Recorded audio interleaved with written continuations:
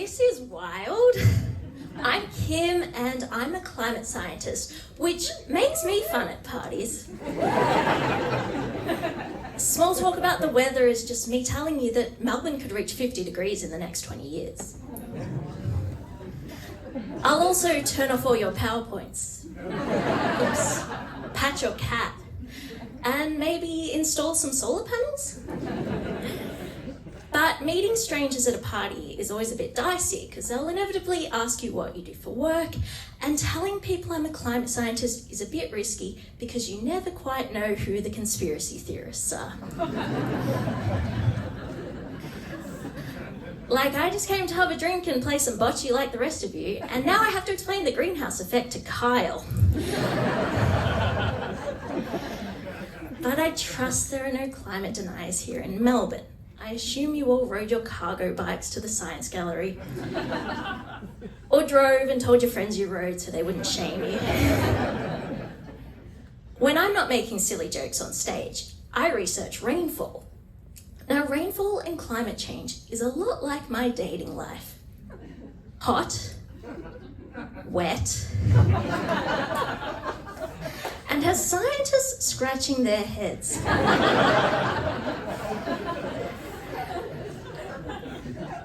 It swings between periods of drought, periods of flood, and sometimes the drought lasts so long, I consider paying $30 for Bumble Premium. But scientists are coming up with creative methods to overcome these challenges.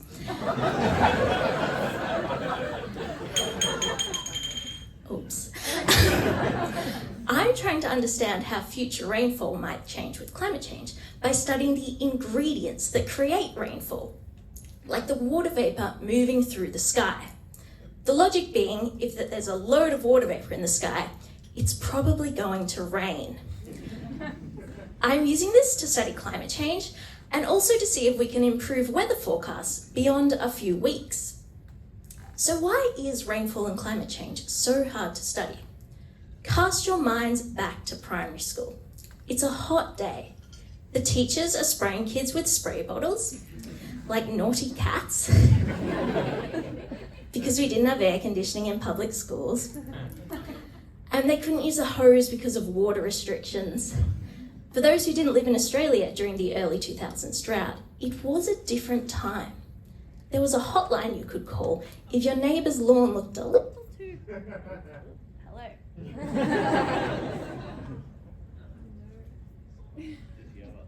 We have another mic here!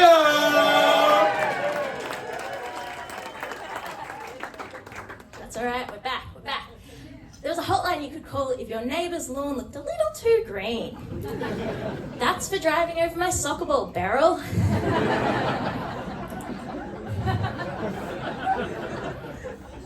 Back to primary school.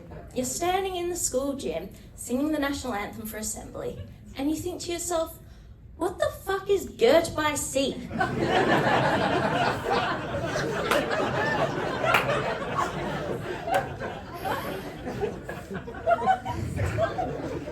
Take your time.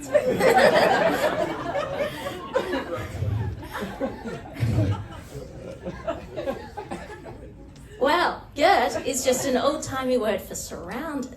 And girt by sea is why we have such variable weather. This is Australia. See, Dave told you would learn something. And in the oceans surrounding Australia are what we call climate drivers. And these are variations in the ocean sea surface temperature and winds that control the odds of different weather systems hitting Australia. The most well known is, of course, El Nino, which was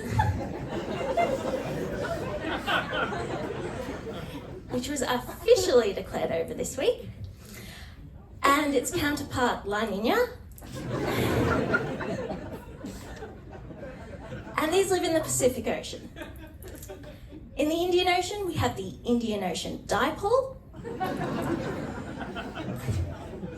I know what you're thinking. Not the most creative name. To the south is the Southern Annular Mode. And to the north is the Madden-Julian Oscillation, or MOJO.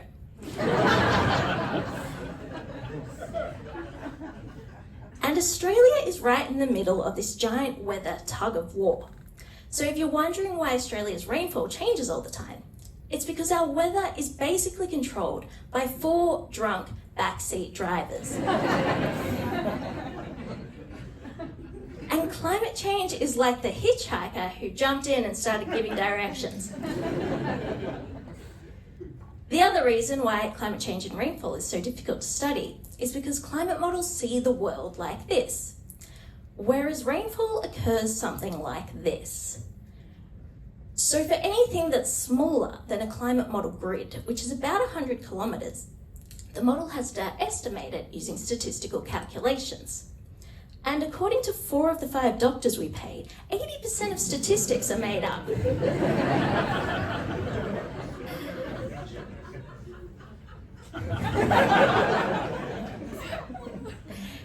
Water vapour transport, on the other hand, occurs on a much bigger scale, so the models don't have to estimate it using statistical methods.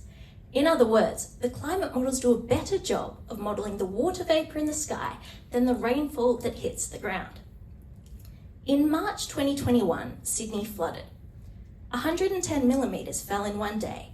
And if you don't know how big that is, next time you're in the shower, take a ruler and a bucket. So there was a major rainfall event, and naturally I decided to use this as an opportunity to further my own career and publish a research paper looking at the probability of these kind of events happening in the future. So we took our water vapour transport over Sydney and basically said that if we called this our threshold and said, if the water vapour exceeds this threshold, then we can be pretty certain that there's going to be heavy rainfall. Now, there's no rain actually used in this calculation, it's all the ingredients, the water vapour transport.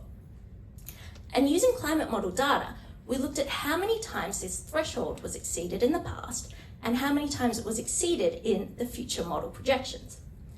And we found that by the end of the century, the chance of an event like the March 2021 event was about 80% more likely over Sydney.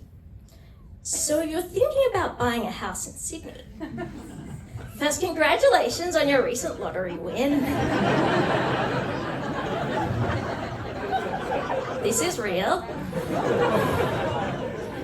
Or being born to rich parents. And don't buy in a floodplain. So we published this study in October 2021, and 4 months later, Sydney flooded again.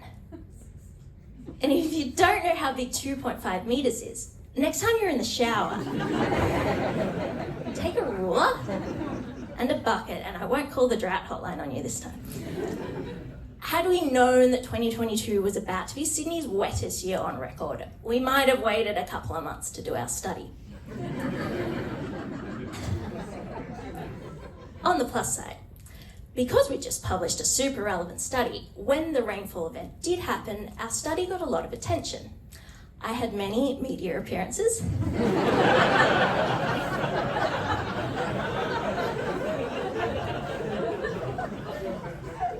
Dr. Carl tweeted me. Andrew Bolt accused myself and others of making climate porn. Which is such a weirdly specific accusation. I can't help think that he's probably projecting.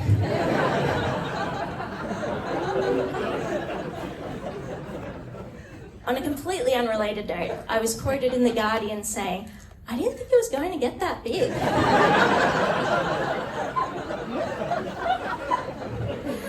Things you can say as a scientist to the media and in the bedroom.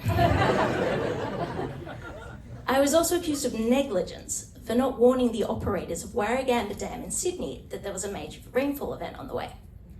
Because obviously a then 26-year-old PhD student is the person in charge of providing severe weather warnings to major infrastructure.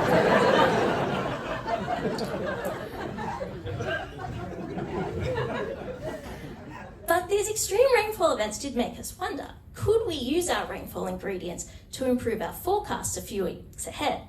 Then maybe we could warn the operators of major dams that a rainfall event was on the way, and they could potentially release water early to reduce the risk of floods.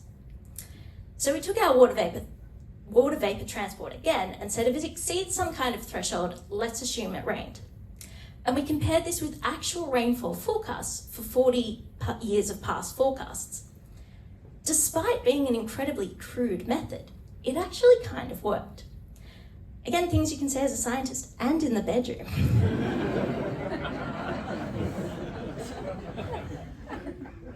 Anywhere on this map that is coloured indicates places where using the water vapour transport in the sky to forecast rainfall is actually more accurate than if you use the actual rainfall in the model to forecast rainfall.